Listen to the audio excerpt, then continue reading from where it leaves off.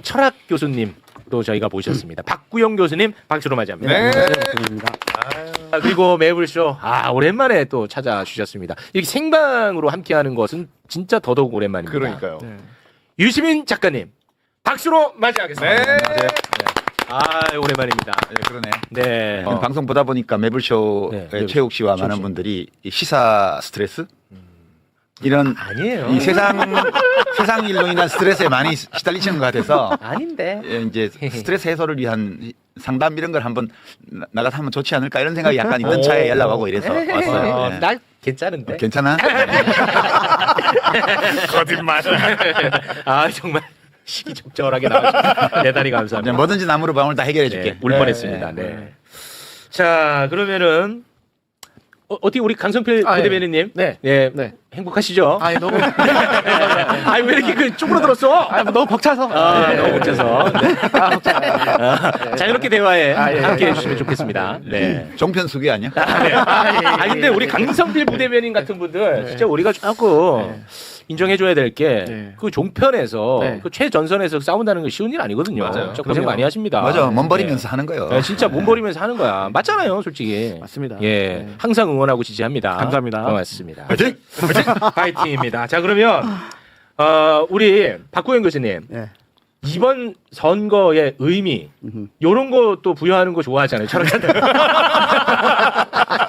우리가 지금 선거의 의미를 부여한 거는 내란 청산하고 이재명 정부에 힘이 실어준다. 네. 요 정도에서 마무리를 지었거든요. 네. 이번 선거의 의미를. 철학적으로는 여기다 또 살 더 붙일 거 아니에요. 그러니까 대한민국이라는 국가 체계가 급격하게 변화를 겪고 있는데 그에 부합하는 선거가 이루어지느냐 못 이루어지느냐. 또 다른 말로 하면 더불어민주당이 현재의 대한민국의 변화를 지속적으로 이끌어갈 만한 정당으로 태어나느냐 그렇지 못하느냐 하는 중대한 선거가 있다고 저는 봅니다. 그래서 간단한 문제의 출발점을 생각해 보면 그러니까 지난번 박근혜의 탄핵, 대선, 문재인 정부 탄생, 그다음에 치러진 지방선거, 이번 윤석열 탄핵, 그다음에 대선 그리고 지방선거 똑같았거든요. 네네네. 거의 똑같은데 결정적 차이가 있어요. 결정 차이가 뭐냐면 지난 지방선거에서는 대체적으로 국민의힘 전신 정당이 대체적으로는 정당 지지율이 20%를 넘은 적이 없어요. 그러니까 각 후보가 뭐 꽤 많은 표를 받은 적은 있지만 정당 지지율은 대개 15%에서 20%를 못 넘었어요. 근데 지금은 여러 조사에서 보면은 35%를 넘고 있습니다. 이 차이가 뭐냐 이거죠. 오히려 내란이 있었는데도. 네. 그러게요. 왜 차이가 뭐냐? 그러면 가장 큰 차이는 지난번에는 저는 그렇게 생각해요. 적어도 최소한의 동양적 관심 왔을 때 동양적 정의관이라는 게 있거든요. 동양에서는 오랫동안 정의의 핵심을 부끄러움을 아는 거예요. 부끄러울 때는 부끄러움을 아는 거. 그런데 그게 지난번 박근혜 탄핵 이후에 보수가 부끄러움을 어느 정도는 인정했다고 봐요. 그래서 일정한 부분은 혼동과 혼재 속에서 해체돼가는 과정이었거든요. 그런데 그때 자기들이 실패했다고 보는 거고 그러면서 지금은 인정해서 실패했다? 네. 그래서 실패했다고 보고 오히려 지금은 뭘로 뭉쳐있냐면 일정하게는 분노로 뭉쳐있는데 분노가 신념화된 형태인데 그게 뭐냐. 극우를 박근혜 정부 때까지만 하더라도 극우를 사용하고 이용했어요. 거기서 멈췄어요. 그런데 윤석열 정부가 한 가장 큰 잘못된 지는 뭐냐면 극우를 제도화한 거예요. 극우를 제도화한다는 건 무슨 말이냐. 예전에 우리 작가님하고 저하고 파시즘 같이 논의한 적도 있지만 유럽 파시즘에서 가장 큰 깨달음은 뭐냐. 극우를 제도화하는 순간 언제든지 그 나라는 파시즘에 의해서 지배될 수 있다는 거예요. 그럴 수 있겠네. 그게 실제 유럽 사람들의 합의고 그래서 지금 유럽 사람들은 저 독일이나 프랑스나 이태리 사람들은 어떤 경우에도 극우와 연정하지 않는다는 거거든요. 그런데 그걸 윤석열이 깨뜨렸어요. 윤석열이 실질적으로는 극우와 연정 형태를 갖다고 보거든요. 다른 모든 합리적인 진보 세력과 중도 세력과는 중도나 보수와는 결별하면서 오히려 극우를 제도권으로 끌어들였다. 그리고 그 결과가 지금 우리가 보고 있는 거라는 거거든요. 이건 약간 저는 동의 안 되는. 동의 안 돼. 이렇게 강의스러울 거라고 생각도 못했습니다. 왜냐하면 지금 국민의힘은 당은 극우와 뭐 제휴한 게 아니고 그 자체가 극우예요. 원래부터. 애초에.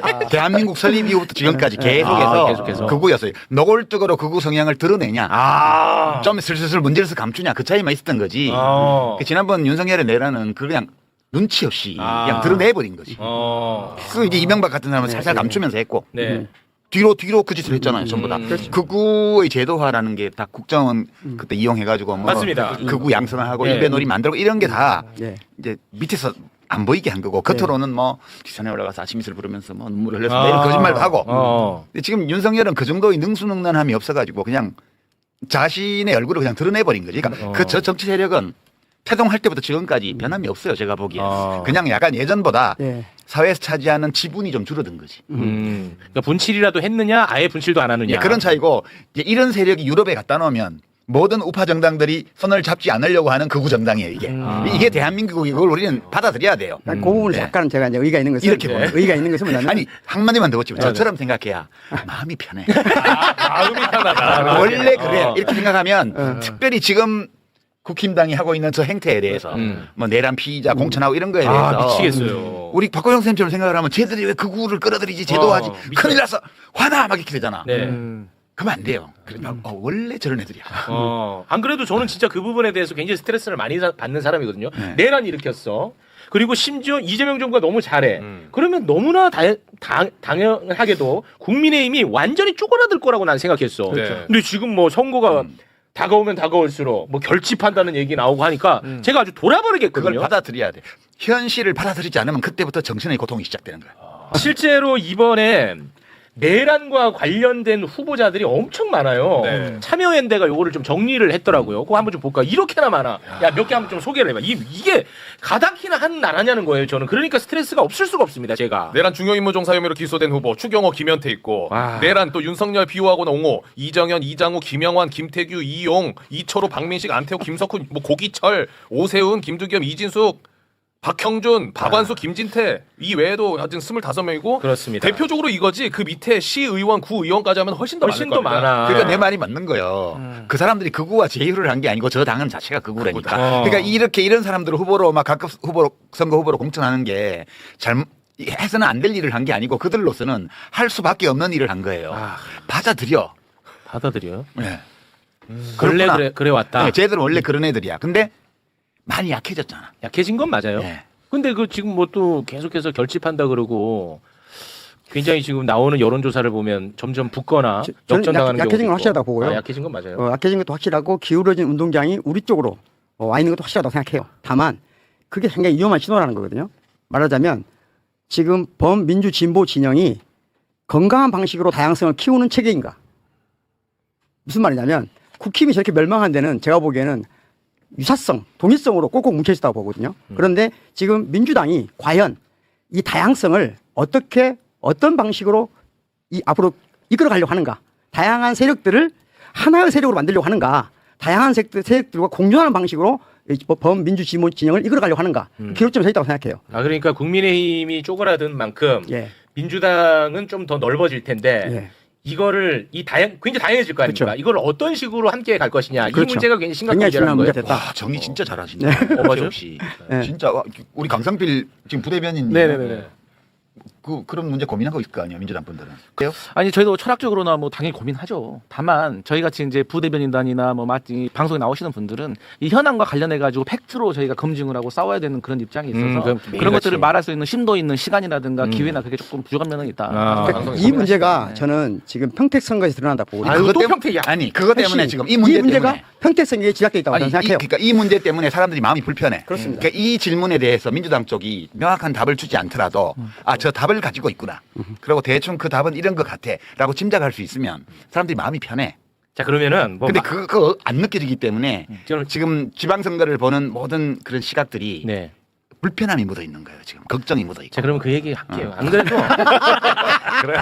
아니 저는 진짜 이것과 관련해 가지고 솔직히 궁금한 게 되게 많아요. 저는. 그런데 요걸 일단 하나만 확인하고 갈게요. 여기 계신 분들 다 똑똑하신 분들이니까 댓글상으로는 굉장히 뜨겁잖아요. 평택 을이. 네. 근데 실제 대한민국의 그냥 많은 국민들도 이 현상과 이 사안에 대해서 이 정도로 뜨겁게 관심을 갖는 건 맞아요? 관심은 있죠. 그거는 사람들이 맞아요? 표현은 잘 안 하는데. 그건 맞고. 관심은 많아요. 근데 이제 이게 이 평택을 문제는 그냥 하나의 상징적인 거고요. 평택을이 왜 저렇게 시끄러워 보이냐는 평택을 자체가 문제가 아니고 그 자체도 문제지만 지금 최욱 씨가 정리했던 그 문제 있잖아요. 지금 구조가 이렇습니다. 철학적으로 하면 복잡한데 그냥 외부의 적이 약해졌어요. 네. 그렇죠. 네? 외부의 적이 약해지면 내부의 싸움이 생기게 돼요. 이게 좋다 나쁘다 따질 필요도 없고 원래 그런 거예요. 자연히 섭니다. 그런 거예요. 외부의 적이 약해지면 내부에서 싸움이 일어나요. 근데 이제 어떤 정당이나 정치 세력이 얼마나 건강하며 어떤 희망찬 미래를 열 수 있는 주체인가를 판단할 때 외부의 적이 약해질 때 내부에서 권력 다툼이 일어나는 건 불가피하고 자연스러운 일인데 이거를 어떤 방식으로 해내냐 이걸 보면 그 집단을 알 수 있어요. 얼마나 믿을 수 있는지. 그러니까 최욱 씨가 아까 정리한 문제가 이 문제예요. 네. 뭐 추상적으로 얘기하면 다양한 세력을 어떻게 하나의 목표 아래에서 결속해서 서로 연대 협력하면서 함께 나갈 것이냐. 공동의 선을 이루기 위해서 최대한의 역량을 발휘해 나갈 것이냐는 문제인데 지금 민주당에서 이 지방선거 본격 들어가기 전부터 벌어진 여러 양상, 작년 말, 금년 초부터 이게 외부의 적이 약해졌기 때문에 내부에서 권력 다툼이 생기는 건 필연적인데 이 권력 다툼을 어떤 방식으로 지금 하고 있는가를 보면 네.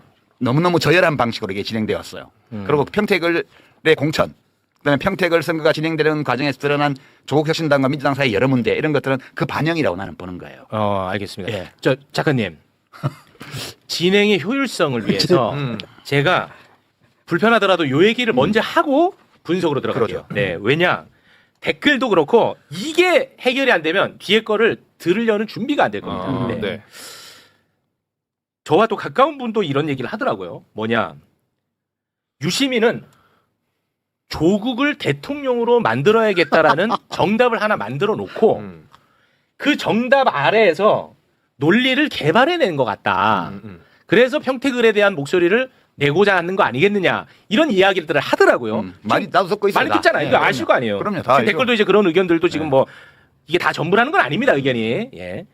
요 부분을 먼저 말씀을 해 주셔야 이런 분들도 들을 준비가 될 것 같아요. 그러니까 이제 제가 그 뉴스공장에 나가서 그 문제, 지방선거 이후에 여러 상황을 감안할 때 조국이 되는 게 좀 낫지 않나? 이렇게 말을 한 거를 두고 제일 많이 나온 비평이, 그러니까 제가 뭐 어디 가서 뭐라고 비평을 한마디 하면 한 100명이 물어 뜯는 거예요. 그리고 한 10명 정도는 그래도 그게 일리 있지 않아요? 그 정도 얘기해 주는 것 같고. 우리 강성필 씨는 100명 중에 들어가나요? 잘 모르겠는데. 이러니까 최승복이 안 하는 거죠. 네, 그거는 이제 그러니까 어떤 평이 제일 많냐 하면 네. 조국 지지 이렇게 하면 될 걸. 왜 쓸데없는 얘기를 갖다 붙여 그렇지. 이렇게 얘기를 하더라고요. 맞아요. 그러니까 그분 이제 그거 제가 어떻게 이해를 하냐면 네. 비평이라는 거는 비평가가 자기 자신을 어떤 대상에 투영하는 경우가 많아요. 지가 그렇다고. 그러니까 그 사람들이 어떻게 비평을 하냐면 난 누굴 지지해. 그러니까 정해놓고 그 지지하는 이유를 갖다 붙인다고. 자기들이 그렇게 하기 때문에 나도 그렇게 했으리라고 주장하고 있는 거예요. 그런 경우가 많긴 해 진짜. 그런 경우도 있고 안 그런 경우도 네. 있죠. 그러면 따져봐야 돼요. 그 사람이 네. 하는 말이 뭔가를. 네. 지금 사실 좀 제가 기괴하다고 표현을 했는데 이상해요. 보통은 민주당 같은 큰 정당은 뭐 이렇게 국민 지지가 일정 부분 있는 정치인이 있으면 저 데리고 올라오고 그래 원래. 우리 같이 해요. 여기 들어와서요. 거기 따로 있어하고 뭐 안 돼요. 이렇게 하는 게 그게 지금까지 봐온 우리 민주당의 모습이에요. 제가 옛날에 대선 후보 지지율 좀 나왔을 때도 같이 하자고 많이 들어와서 그래요. 들어와서 해라. 제가 안 들어간 거지. 네. 그런데 지금 민주당은 이 사람을 못 들어오게 해. 지난번에 통합파동 때도 보면 나는 민주당에서 단 한 번도 상당한 정도의 국민 지지를 받고 있는 정치 세력 또는 정치인을 못 들어오게 하는 경우는 나는 처음 봤어요. 이게 이상하다. 이거 뭔가 잘못됐다. 이렇게 생각한 거예요. 그래서 그 맥락에서 이 조국이라는 사람이 정치적으로 살아있는 것이 박보영 교수 얘기하신 넓어진 그러니까 그렇죠. 저쪽이 외부의 적이 위축되면서 약해지면서 커진 이 내부와 주변 여기를 민주당이 중심이 돼서 포괄해 나가면서 대한민국을 잘 운영해 나가는데 중요한 문제 중에 하나인 것 같다. 이 판단을 저는 한 거예요. 이 사람이 죽어버리는 것보다는 정치적으로 살아있는 게 낫다는 게 첫 번째 있고. 네. 그 부분 잠깐 제가 보완하면 유시민 작가님이 하시는 마음이 저도 비슷한 마음인데 간단하거든요. 저는 이게 이재명 대통령 똑같은 생각하고 있다고 생각해요. 무슨 말이냐면 지난 박근혜 탄핵 이후 우리가 무엇인가를 실패해서 윤석열이라는 괴물을 만들어냈어요. 그럼 무엇 때문에 실패했을까 하는 거거든요. 그중에 우리가 확실한 것은 무엇이냐. 저는 이렇게 생각해요. 범민주 진보 진영의 대선 정권을 재창출하려면 반드시 대선 후보가 많아야 됩니다. 지금은 그거밖에 답이 없어요. 지금 우리 선택할 수 있는 건 그 누구도 저는 유시민 작가님 마음속에 그 누구도 없다고 생각해요. 이재명 대통령 마음속에도 그 누구도 없다고 생각해요. 저도 그 누구도 없어요. 저희는 저 같은 사람들은 그냥 대선 후보가 대선급 후보들이 잘 생겨났으면 좋겠다. 예. 그래서 마지막에 극적으로 잘 싸웠으면 좋겠다. 그리고 그 중에 누가 되든 우리는 그 사람을 향해서 그 사람을 데리고 정권 재창한다. 누가 이게 되든 자연스러운 거 아니에요? 상관없어요. 네. 이게 너무나 자연스럽잖아요. 저도 거기 한 표 던지는데. 저는 대통령도 똑같다고 생각해요. 아니 근데 대통령 얘기는 굳이 하지 마시고. 제가 얘기를 하면 대통령이 다른 마음을 먹었을 리가 저는 1도 없다고 생각하는데 그걸 왜곡한 사람이 저는 딴 마음이 있다고 보는 거예요. 그러니까 이제 대통령의 입장은 우리가 뭐 나중에 따지면 되고요. 네, 모르고. 예, 대통령의 견해가 뭔지는 별로 중요하지 않아요. 네. 그냥 우리가 그냥 객관적으로 흐름을 보는 거예요. 그런 건데 지금 보세요. 그럼 지난번에 탄핵하고 내란 청산 정치 선거연합을 만들어서 49% 넘게 득표해서 이재명 정부가 섰습니다. 지난 대선 때는 일치 단결에 있었어요. 그렇죠. 네. 그렇죠. 범민주 진보 진영이. 네. 네. 근데 저쪽이 약해졌잖아요. 이제 대선 끝나고 나서. 그렇죠. 대통령 인기가 높아요. 지지율이 높아요. 국민들이 정부를 신뢰하고 있어요. 네. 이따 우리 데이터 보겠지만 MBC 여론엠 보면 지난 1년간의 국정수행 지지율은 60대 30이에요. 잘한다 60, 못한다 30. 크게 변동 없어. 네. 그 윤석열 때는 못한다 60, 잘한다 30이었어요. 정반대네요. 네. 네. 그렇게 돼 있는 조건에서 지금 지방선거를 치르고 있고 전국이 운영이 되고 있는데 이 상황에서 이쪽 내부를 보면 엄청 느슨해졌습니다. 지금. 이게 이제 아까 얘기한 외부의 적이 약화되면 내부의 균열이 생기는 증상이에요. 어쩔 수 없어요. 이 약화되는 건 불가피해요. 네네. 그러면 외부의 적이 약화된 상태에서 이 범민주 진보 진영의 결속과 연대, 연합 또는 조율 이런 것들을 할 수 있는 어떤 걸 만들어내야 돼요. 근데 그 책임은 주로 민주당에 있죠. 민주당이 압도적인 비중을 갖고 있기 때문에. 그렇죠. 근데 민주당이 이 일에 대해서 하나도 안 해요. 아무것도 안 해요. 그러고 필요할 때는 작은 정당들을 끌어다 쓰고 국회에서. 지금까지 해온 양상은 뭐냐면 아무것도 안 합니다. 양상은 뭐냐면 중도나 우파적 성향을 갖거나 심지어 약간은 위험한 정도의 우파적 성향을 갖는 사람들을 끌어다 썼어요. 하지만 왼쪽 날개에서는 그 누구도 활용하지 않았어요. 예. 다시 말하면 민주당 밖에 있는 사람을 끌어들일 때 제가 보기엔 진정한 의미에서 연합정당을 하고 진정한 의미에서 미래를 위한다면 쉽게 말하자면 기본소득당이나 또는 그 밖에 뭐 진보당이나 그 밖에 다른 정당들이 사회민주당이 있잖아요. 네. 저는 조국당은 다른 문제라고 생각합니다. 근데 그런 다양한 정당들의 다양한 인력들을 저는 최소한이라 써야 된다고 생각하거든요. 근데 그런 재수가 없었어요. 전혀. 정당도 없었고 정부도 없었어요. 근데 이제 그 문제보다 더 심각한 거는 이렇게 진단을 누가 하잖아요. 네. 그러면 지금 어떤 네트워크가 만들어져 있냐면 지금 언론은 조국에 불리한 보도는 옛날에 엄청나게 많이 했고 지금도 많이 하고 있어요. 그러나 조국의 경쟁자에게 불리한 사건은 어떤 사실이 나와도 거의 보도 안 합니다. 지금도 마찬가지예요. 그러니까 일부 언론, 그다음에 일부 뉴미디어, 정치 채널들, 일부 비평가들, 일부 정치인들 민주당 안에, 일부 정치 세력들 여기가 제가 느끼기에는 네트워킹이 돼 있어요 이미. 경위는 모르지만. 그래서 지금 이 지적을 하잖아요. 그러면 가짜 정보로 이걸 논박하는 방식으로 일제히 합니다. 예컨대 지금 정구영 선생님 이렇게 저 박광 선생님 얘기했는데 왜 안 갖다 썼어? 갖다 썼잖아 이런 식으로 반박합니다. 그러면서 그 노동부 장관은 뭔데? 노동부 장관은 정의당이야. 옛날에. 지금은 당적을 모르겠지만. 정의당이고 정의당은 지난 대선 때 연합 안 했어요. 그렇잖아요. 네. 그다음에 배진교 비서관 그 사람은 정의당 하다가 민주노동당 정의당 하다가 민주당으로 왔던 사람이잖아. 그러니까 완전히 사실이 아닌 것들을 가지고 지금 걱정이 되어서 지금 그러니까. 박고영 선생님도 그렇고 저도 그렇고 예. 연합 걱정이 되는 거야 앞으로가. 앞으로 걱정돼요. 네, 걱정이 되어서 이걸 비평을 하면 예. 그 비평의 취지를 받아들여서 논의를 하는 게 아니고 네. 이 비평 자체를 비평한 사람의 인격을 공격해서 깔아뭉개는 방식으로 네트워크 전체가 대응하고 있어요 지금. 그래서 그러면은 그 네트워크가 존재한다면 예. 느슨하든 아니면은 아주 제대로 꽉 네트워킹이 돼 있든 간에 예.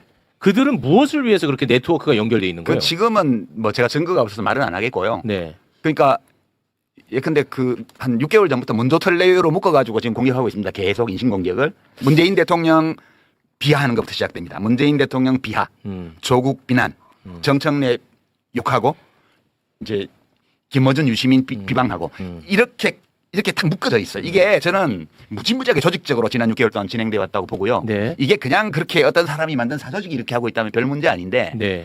민주당 안에 상당한 세력과 이게 엮여있기 때문에 굉장히 민주당의 미래가 지금 불확실해 보이는 거예요. 이게 큰일 났다. 그러니까 그렇게 간다면 무언가 어마어마한 목적이 있어야 될 거 아니겠습니까? 그 내부의 권력 다툼이라고. 권력 했잖아요. 다툼을 보시는 거예요? 자연스러운 건데 그 자체는.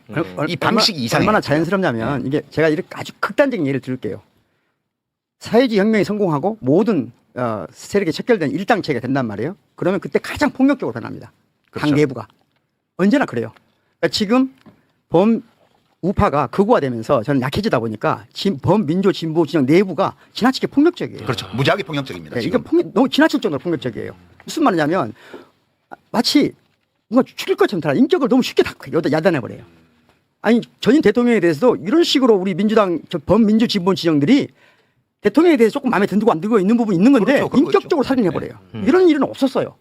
근데 이런 일이 왜 생겼냐? 저는 첫 근본적인 원인은 우파가 극우화되고 우리 내부가 너무 펑퍼짐해졌다. 그런데 이때 가장 중요한 문제는 뭐냐? 우리가 이 다양성을 어떻게 관리하고 어떻게 이끌어갈 것인가에 대한 저는 합의가 있어야 된다고 생각해요. 합의 과정이 필요하다고 보고 숙고가 필요하다고 봐요. 그런데 그 문제에 대한 숙고가 없이 권력 싸움만 한다. 그게 너무 지나치다. 어찌됐든 두 분은 이 상황이 걱정이 돼가지고 그렇죠. 말씀을 하시는 네. 거라면 저는 6개월 전부터 계속 말씀하셨죠. 네. 그 굉장히 그 같은 맥락 속에서 말씀을 계속 하신다는 걸 제가 느끼고 있는데 그렇다면 그거를 잘 설득하는 것도 굉장히 중요하지 않습니까? 그렇죠. 근데 지금 설득은 잘 안 되는 것 같아 보니까. 설득 안 돼요. 안 돼요? 예, 굉장히 지금 양상이 폭력적이고 제가 이제 하나 단서를 달겠는데 이번 이제 오늘 저게 시작됐습니다. 사전 투표가. 그렇습니다. 그러니까 지금 내란청산 정치연합을 유지를 해야 돼요. 지금. 그래서 유력한 후보는 다 지금 민주당 후보들이에요. 광역 단체장 포함해가지고 웬만한 시군구 단체장 후보들은 다른 당 후보들이 될 때가 호남 빼고는 없습니다. 호남의 일부 지역에서 조국혁신당 후보들이 뭐 경합하고 있다 그러고 나머지를 제외하면 거기를 제외하면 나머지는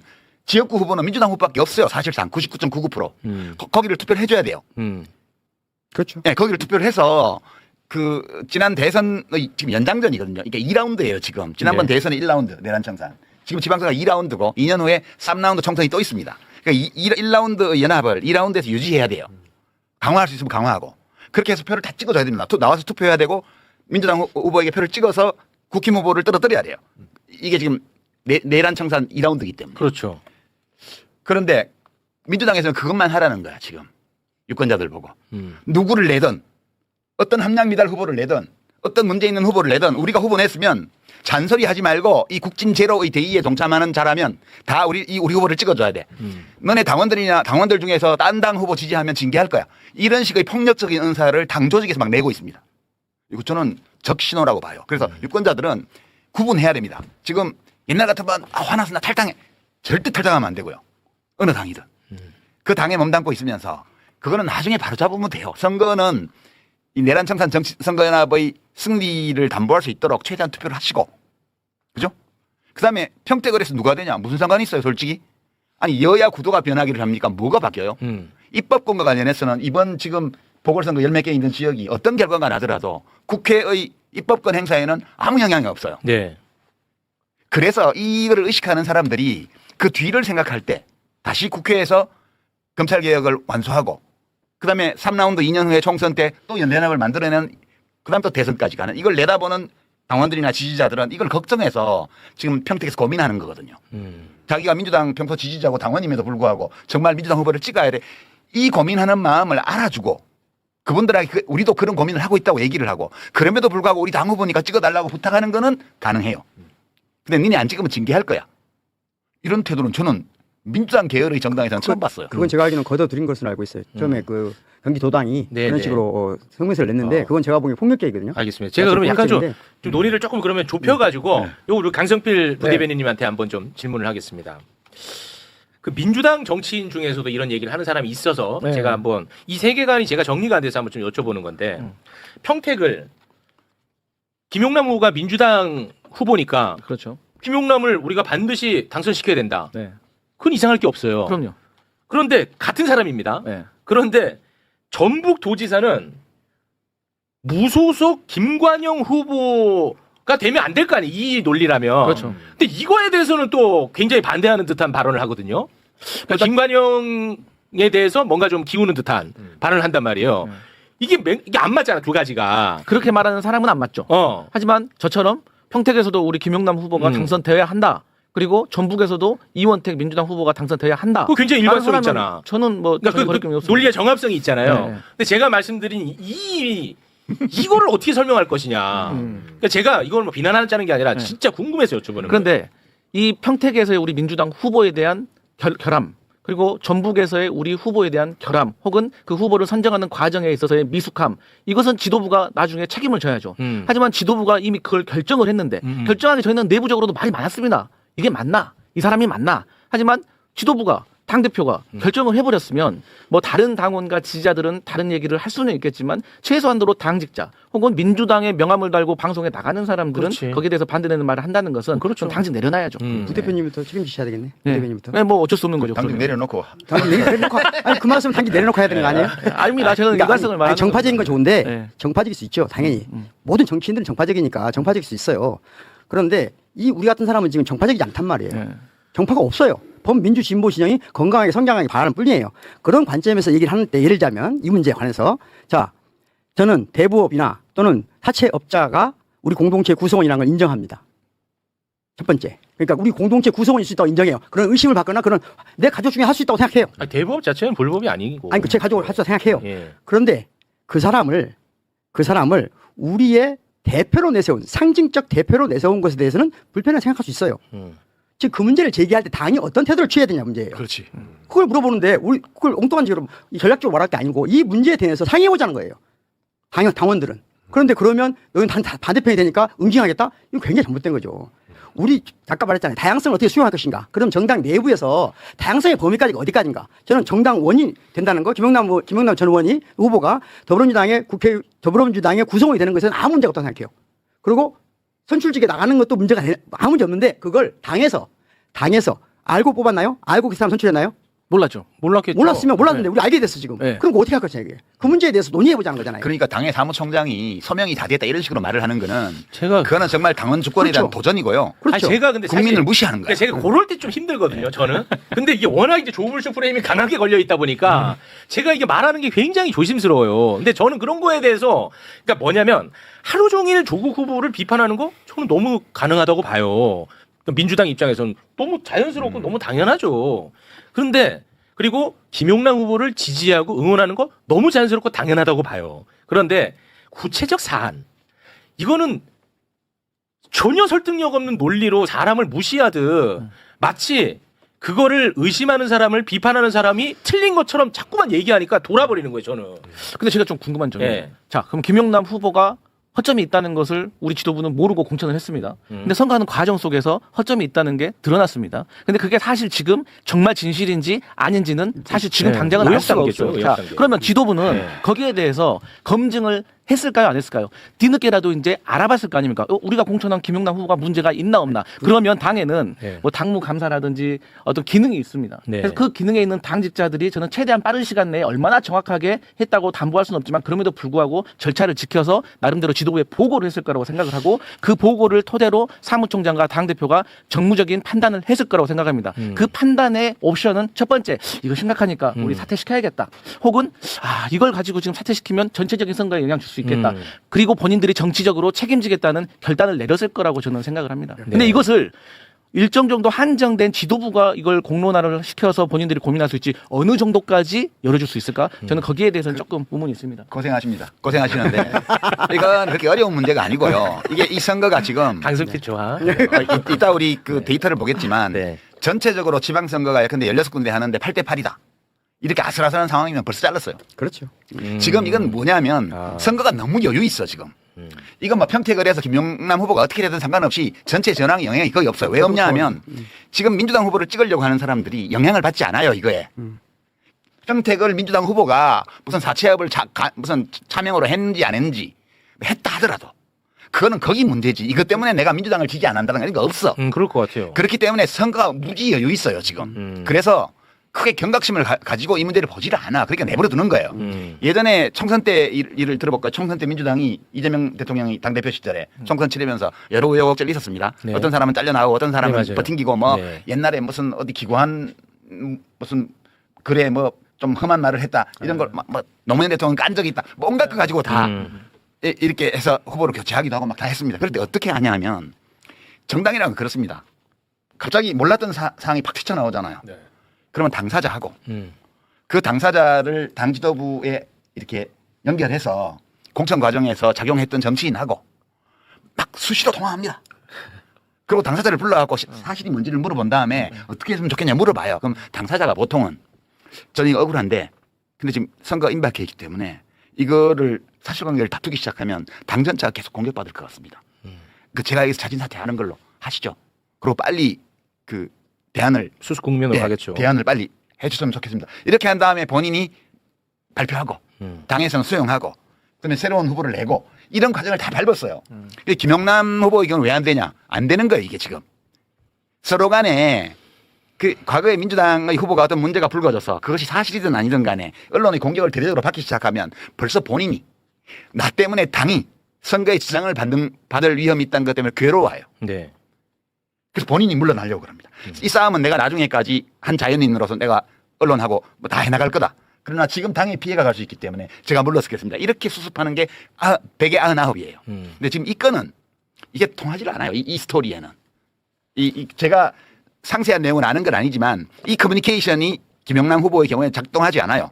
그리고 이제 김용남 후보하고 어릴 때부터 대학생 때부터 잘 아는 뭐 어떤 도당위원장이나 이런 사람들은 계속 김용남 커버 치는 뭐 무슨 당원들 협박하는 그런 성명이나 내고 있고 당 사무총장은 별 문제 없다는 식으로 얘기하고 지금 이렇게 작동하고 있는 거여서 이거는 김용남이 되고 안 되고 문제가 아니고 야 민주당 큰일이다. 만약에 평택을에 김용남 후보가 출마했어요. 그런데 조국혁신당의 조국 후보가 안 나왔어.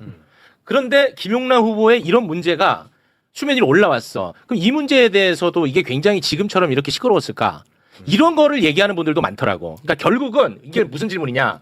결국은 조국을 지키기 위해서 김용남을 희생시키는 거 아니냐? 저는 반대로 말하겠습니다. 만약에 그런 경우라면 저는 사퇴했을 거라고 봅니다. 아, 오히려 사퇴했고 더 쉽게. 다시는 왜냐하면 지금 진보당 후보가 있거든요. 마음 편하거든요. 그렇죠. 지금 조국이 있기 때문에 못하는 거예요. 냉정하게 말하면. 조국은 대선 후보라고 생각하기 때문에 민주당 많은 정치인들이 긴장하고 이 사태를 보기 때문이거든요. 제가 보기에는 솔직히 말씀드리면 셋 중에 누가 되나 저 같은 사람 아무 관심 없습니다. 김용남이 되나 조국이 되나 김재현 후보. 김재현 후보가 되나. 그런데 유이동만 아니면 됩니다. 그렇죠. 저는. 그렇습니다. 저는 그렇습니다. 냉정하게 예. 그런 거예요. 네. 그러면 김용남 후보가 문제 있으면 문제 있는 것만 처리하면 끝나는 거예요. 근데 왜 안 하고 있냐? 조국 때문에 안 하는 거거든요. 조국이 없었다? 제가 보기에는 김용남 후보는 반드시 사퇴시켰습니다. 제가 보기엔 그래요. 근데 제 그리고 생각에는 진보당 쪽으로 진보당이 되면 안 됩니까? 예를 들자면 당시에 안 될 거 없지. 안 될 거 없죠. 지난번에 총선 때는 세종시에서 민주당 후보 그렇죠. 그 재산 신고 잘못했다고 해서 바로 날려버리고 김종민 무소속 그렇잖아요. 후보한테 다 해서 당선시켰잖아. 네. 그렇게 하면 되는 거지. 네, 우리 아니 근데 전 두 분 말씀 들으니까 그나마 다행이고 희망은 보이네요. 뭐야? 아니 그러니까 뭐 사실 유이동만 아니고 누가 돼도 그럼. 상관없다라고 하면 이건 얼마나 평화로운 일입니까? 그렇죠. 맞아요. 나는 그렇게 생각한다니까. 우리 아니, 정말 다르니까. 다행인 것 같아요. 네. 맞아. 네, 그러니까 더 이상 뭐 이걸 인상 쓰고 얘기할 필요도 없는 건데 다만 민주당 안에 많은 당원들과 지지자들은 이 이제 조국 후보께서 처음에 출마를 하셔가지고 야, 김용남 후보에 대해서 네. 많이 우리가 소위 쉽게 말하는 네거티브로 이제 공격을 하는 거 아니냐. 그러니까 본인께서 계속 주장을 하셨고 우리도 민주당도 공감하고 있는 국힘 제로를 하셔야 되고 그 선봉에 섰었고 지난 총선에서 우리와 함께 잘해가지고 세빙선을 잘 하셨던 분이 갑자기 이 김용남 후보를 차라리 정책적인 우위로 능력 면에서 압도를 해주면 되는데 그러면 모든 당원과 지지자들 편한데 이게 자꾸 네거티브로 흐르니까 이게 결론 이 과정 속에서 일부 당원과 지지자들이 막 다른 오해 이상한 감정이 생겨버린 거예요. 그러다 보니까 이 지도부도 이 돌발 변수라고 일종으로 쉽게 표현하면 이 문제에 대해서 오해받을 수도 있다는. 그러니까 그들도 유이동만 아니면 되는데 갑자기 여기서 김용남의 작든 크든 어떤 하자를 가지고 내려버리면 이거 다른 생각하는 거 아니야라는 오해가 있고 그 지도부도 정치를 해야 되고 미래를 생각하는 사람들이니까 또 다 자기들 자기의 정무적인 판단을 하는 겁니다. 네네. 그렇기 때문에 저는 그 부분이 매우 아쉬웠다. 저는 그렇게 생각해요. 부대변인 훌륭합니다. 민주당 안에서 조국이라는 사람이 후보로 안 나왔으면 사실은 김용남이 아니고 다른 사람이 나왔을 거예요. 그렇죠. 이게 너무나 뻔한 거거든요. 조국 때문에 김용남이 나온 거예요. 아, 그렇게 또 연결됩니까? 네, 그렇죠. 이게 지금 뭐야, 아니 우리가 지금 이 공론의 영역에서 솔직하게 얘기를 해야 되는데 그렇죠. 지금 네네. 가면무도회를 하는 거야. 이게 평택을에 대한 정치 비평은 비평가들이 거의 대부분이 다 종편이나 유튜브에 나와서 가면무도회를 하고 있어요. 정확하게 얘기하자고요. 조국이 아니고 다른 후보가 예컨대 그 조국혁신당에서 여기는 당신들 귀책사유 있는 데니까 우리 당에서 누구 후보 낼게 이렇게 해서 냈다고 쳐요. 네네. 그럼 민주당 양보했을 수도 있어요. 양보할 수도 있고 그리고 이왕 후보 나왔을 수도 있고. 생각해봐요. 아니 거기 국힘 제로라는 대의를 위해서는 그러면 조국 후보가 이렇게 했으면 좋겠다 그런 얘기 하잖아요. 제일 좋은 방법은 민주당이 공천 안 했으면 돼요. 거기에. 민주당이 단 한 개라도 이번 지방선거에서 자기 몫을 내놓은 데가 있어요? 없죠. 한 군데도 없습니다. 그러니까 내가 조국 씨한테도 처음에 조국 씨가 만들 때부터 이걸 경고를 했어요. 나한테 자문하러 왔을 때 민주당 무서운 정당이다. 민주당이 얼마나 무서운 정당이냐 하면 국힘당 계열과의 정당과 싸울 때는 사자 같지만 거기 않고 이쪽 진보 진영 안에서 다른 군소정당하고 싸울 때는 늑대다. 자기 살코기, 자기 먹을 고기, 살코기 한 점도 양보 안 한다. 그래서 민주당하고 지역구에서 부딪히게 되면 뼈가 가루가 될 거라고.